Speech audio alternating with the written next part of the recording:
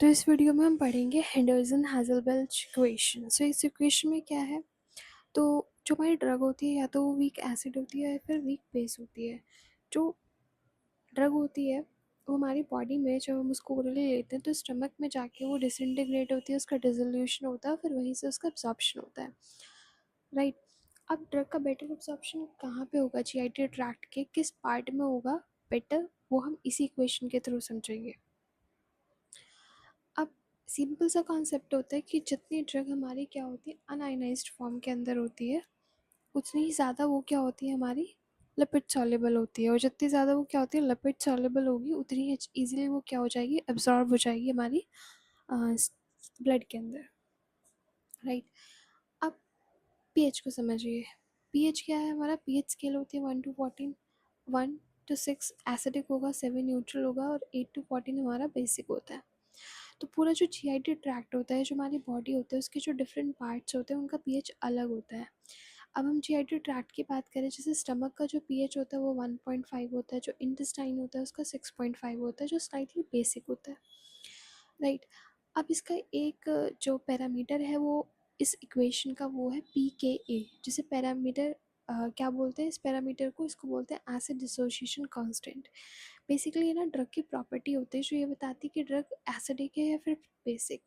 और एक चीज़ और, जो ड्रग का पीके होगा, ठीक है, उस पीके ए पे जो ड्रग होती है वो 50% आयनाइज्ड होती है और 50% अनआयनाइज्ड होती है। फॉर एग्जांपल किसी ड्रग का जो पीके है वो 3.5 है, तो उस 3.5 पीके पे जो ड्रग होगी, ठीक है, वो क्या होगी 50% आयनाइज्ड होगी और 50% क्या होगी अनआयनाइज्ड होगी।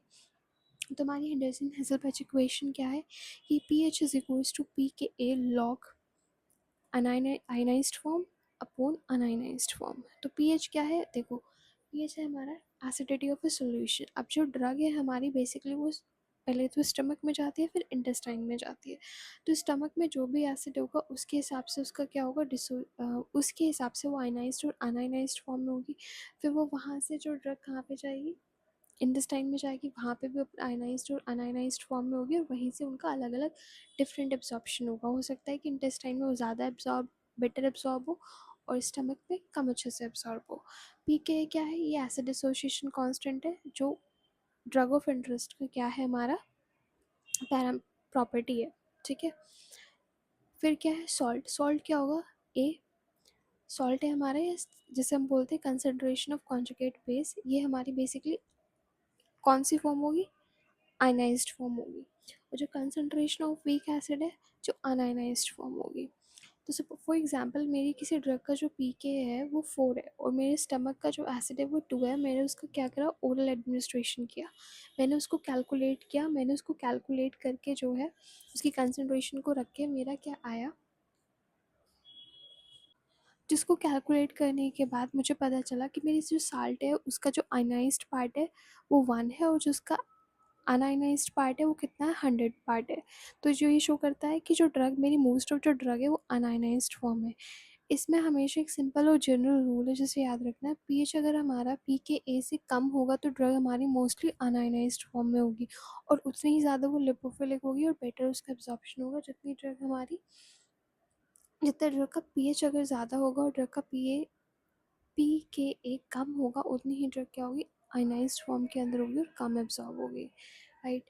लॉजिक इन दिस की टेबल गिवन है और इसकी सिग्निफिकेंस क्या है, जैसे मैंने आपको पहले बताया था कि अगर हमें ये पता लगाना है कि जीआईटी के किस पार्ट के अंदर ड्रग का बेटर एब्जॉर्प्शन होगा, तो बिकॉज हमें हमें जीआईटी ट्रैक्ट का पीएच ऑलरेडी पता है, ठीक है, और हमें ड्रग का जो पीके है वो भी पता है, ठीक है, तो उसको हम कैलकुलेट करके पता लगा सकते हैं किस पार्ट में ड्रग का बेटर एब्जॉर्प्शन होगा, ठीक है। बेटर एब्जॉर्प्शन तब होगा जब हमारा पीके पीएच से ज़्यादा होगा, ठीक है, बिकॉज एसिडिक ड्रग का जो एब्जॉर्प्शन होगा बेटर स्टमक के अंदर होगा क्योंकि उसका पीएच 1.5 to 2 के आसपास होता है और जो इंटेस्टाइन होता है उसका 6.5 समथिंग होता है, तो वहाँ पे बेसिक ड्रग्स का बेटर एब्जॉर्प्शन होगा।